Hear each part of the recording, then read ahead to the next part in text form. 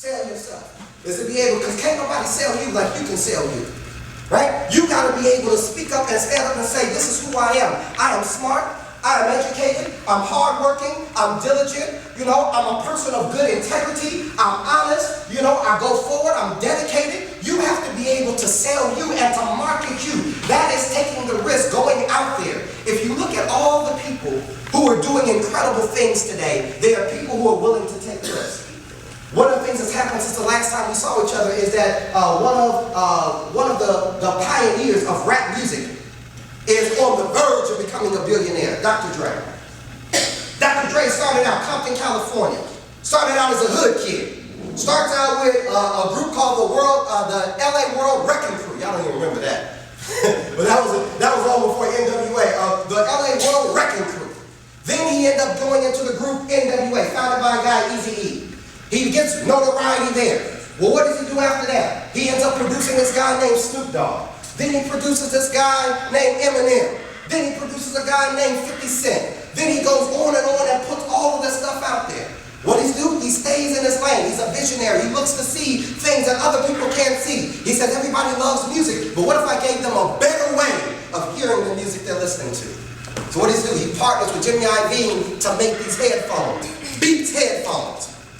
Not only does he make Beats headphones, but he makes the Beat app. The Beat app and the Beat headphones are so lucrative that Apple decides we're going to buy it for $3.2 billion. But he was just a kid from Compton. He was the same one that dropped out of school. He's the same one that's not supposed to go anywhere. He's the same one that other people gave up on. How did he leap the wall? How did he make it? Because long before he ever got the success, long before he ever got the money, he saw himself in a position of success. I want everybody here, picture yourself. Picture it. Can you see the house that you're about to live in? 6 bedrooms, 8 bathrooms. Use the bathroom in a different room every day of the week. Can you see it? You walk out of your patio door, you got your pool with the waterfall coming down the rocks.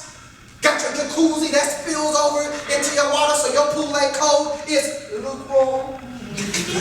Right? You go to your special room in your house, other people go into the movies, they go into AAC, they go into Edwards. What you do? You walk into your own personal theater. What's up, y'all? You go to your garage, you open it up, what you got? You got cars sitting in there, right? Oh, which one am I going to drive today? I don't know.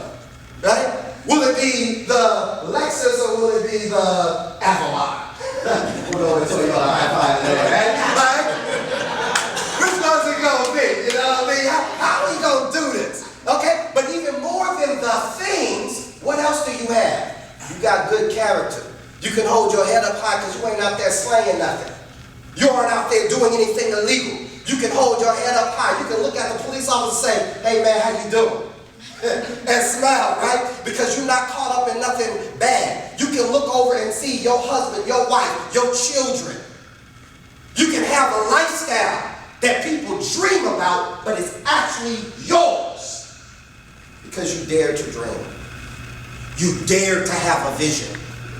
You dare to see what other people don't see. Right now, you have to see it. I'm in the midst of finishing my book. And you guys, I can already see my book being finished. I can already see the tours I'm going to be on as I'm speaking. I can already see me on C-SPAN, CNN. Guess what? I'm already in the mirror practicing, when I'm being interviewed by Anderson Cooper. I'm serious. I'm already practicing. When Anderson said, hey, Charles, how did you do it? Well, it started back in 2011. I don't know what I was saying, but I'm practicing all kinds of things because I already see myself in the new place. I want you guys to see yourself in success. See yourself blowing up. See yourself going to the next level. I said, okay, Mr. Impala, that was a good message. I talked to a baboon. I talked to an impala. Would y'all believe that later on, I go home, I walk by my neighbor's yard, and he has in his yard a bulldog, right? I see the bulldog's real feisty. I look at the bulldog and I'm like, yo, what's going on with you, man? You got a story for me? The bulldog looked at me and said, man, I got a story. He said, man, you see this big yard that I'm in? I said, yeah, man, I see this big yard. He said, I wasn't always welcome into this yard. I said, well, how did you get into this yard? This big, stretched out yard on acres of land. Bulldog says to me, man, I used to be a straggler.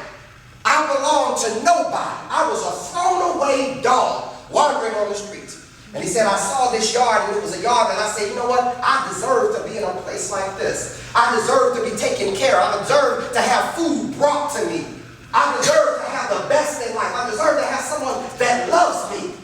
That's why I said, man, what did you do? He said, man, I looked in the yard. There were 2 hunting dogs that were in the yard. And he said, I knew that if I came into this yard, they was going to try to beat me up, but I went in anyway. Bulldog said he climbed up under the fence, went into the yard, and sure enough, those 2 hunting dogs beat him up, tore him almost to pieces. I said, what did you do? He said, man, I was beat up. I limped out. I crawled up under the gate and went out. I said, well, what did you do the next day? The bulldog said, I came back the next day. I crawled back up under the fence, and I went into the yard again. I said, what did the hunting dogs do? He said, they jumped on me again, beat me up, and I limped out another day. I said, dang, dog. I said, you know, how'd you get back in the yard? He said, I came back the next day. Crawled under the yard again. He said, the dogs saw me, but this time, they couldn't believe I showed back up after the 2 whoopings I had already received. He said, they looked at me, I looked at them, and I looked at them as to say, I'm not going anywhere. And he said, those 2 hunting dogs sat down, and I took over the yard. The bulldog told me to stop by here today and tell y'all, make sure you're a bulldog. Look at your neighbor, tell him, be a bulldog. Be a bulldog. Because what happens with a bulldog, the bulldog says, I never quit. I never stop. I don't care if I got beat up last week, I'm going to show back up this week. I don't care what happened last year, I'm showing up this year. I don't care what happened last school year, I'm going to make it happen this school year. The bulldog refuses to quit until he gets what he believes he deserves. You guys must be the bulldog. You must be the person that believes I deserve better. I deserve to sit at nice restaurants. I deserve to go to Turtle Bay Resort in Hawaii, right? I deserve to have room service. I deserve to sit in high-flight hotels. I deserve to fly first class. I deserve to be above and not beneath. I deserve the best out of life. And I'm going to have to fight to get it, but I'm willing to fight. Listen, some days you will get beat up. You're not going to have victory every day. But you know what you did when you guys kept coming to this program? What you did is you showed that you're a bulldog. You showed that even though I don't get everything right away, even though I might not have things perfect, I'm the kind of person that don't stop. I don't quit. I keep going. And let me tell you, that is the truest ingredient for every person that's going to be successful. They refuse to stop. No matter what you do, Walt Disney found bankrupt 9 times before he founded Disneyland. You know how he founded Disneyland? The guy was in an old hotel in Anaheim, sleeping on the floor. It wasn't even a hotel, it was a motel. Broke. And he had nobody to talk to except for a little mouse that used to come into his room every day. And he would feed that little mouse. Guess what he named that mouse? Guess who pays $100 in order to go in to see the rat? Us. We go to see the rat that comforted him when he was broke. Now Walt Disney got parks everywhere. Downtown districts everywhere. Got all the money. He gone and his family got the money. Right? Because while he was there, he was a bulldog. I mess up, I'm going to keep on starting. The founder of Home Depot, same thing. Was working for a guy for hardware. The guy got rid of him. Said, man, I'm sorry, we downsizing. You're losing your job. Man was broke as a joke. Watered this out. It's like, man, I don't know what I'm going to do. Right? He said, you know what, but I love hardware so much, I'm going to open up my own store. I'm going to take a risk. He was lucky in Impala. He could see things that other people couldn't see. And what did he found? Home Depot, one of the most lucrative and advanced stores in home sales of remodeling that's ever hit the world. Why? He was a bulldog.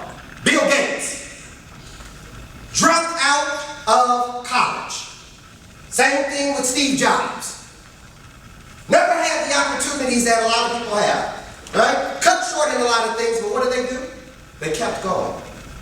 Bill Gates designed Windows and they rejected it. He tried to sell it to Apple. Apple said, ain't nobody going to use this. Rejected it. Now Windows is on nearly every computer you ever will buy.